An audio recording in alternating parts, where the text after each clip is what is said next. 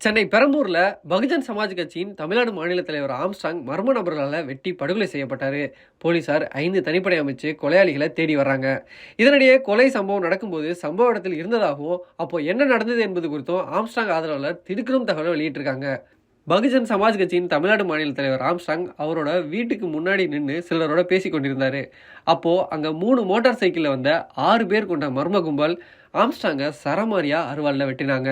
இதையடுத்து அந்த கும்பல் அங்கிருந்து தப்பி சென்றது. அரிவாளால் வெட்டியதில் ஆம்ஸ்ட்ராங்குக்கு பல இடங்களில் வெட்டு விழுந்தது. ரத்த வெள்ளத்தில் அப்படியே சரிந்த அவரை அங்கிருந்தவங்க மீட்டு அருகில் உள்ள ஆஸ்பத்திரியில் அனுமதிச்சாங்க. அங்கே அவர் சிகிச்சை பலனின்றி உயிரிழந்தார். பகுஜன் சமாஜ் கட்சியின் தமிழ்நாடு மாநில தலைவர் வெட்டி படுகொலை செய்யப்பட்ட சம்பவம் தமிழகம் முழுவதும் பெரும் அதிர்ச்சியை ஏற்படுத்தியிருக்கு. அரிவாளால் வெட்டி விட்டு தப்பி சென்ற கொலையாளிகளை போலீசார் 5 தனிப்படை அமைச்சு தேடி வராங்க. இதற்கிடையே அவரது உடல் சென்னை ராஜீவ்காந்தி மருத்துவமனைக்கு பிரேத பரிசோதனைக்காக கொண்டு செல்லப்பட்டது. பெரம்பூர் மற்றும் ராஜீவ்காந்தி மருத்துவமனை முன்பு போலீசார் குவிக்கப்பட்டிருக்காங்க.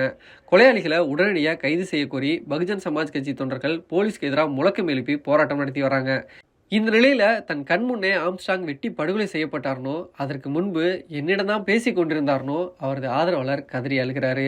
அங்கதான் நானும் இருந்தேன். வீட்டுக்கு ஆம்ஸ்ட்ராங் வந்தாரு. வீட்டு முன்னாடி நின்று தான் பேசிட்டு இருந்தோம். என்னிடம் தான் பேசிக்கிட்டு இருந்தாரு. அப்போ ஒருத்தன் வந்தான். அவன் தாடி வச்சிருந்தான். இவன் மேல சந்தேகமா இருக்குன்னு சொல்லி சட்டையை பிடிச்சேன். அதுக்குள்ள அவரை கையில வெட்டிட்டாங்க. பின்னாடி முதுகுலையும் வெட்டினாங்க.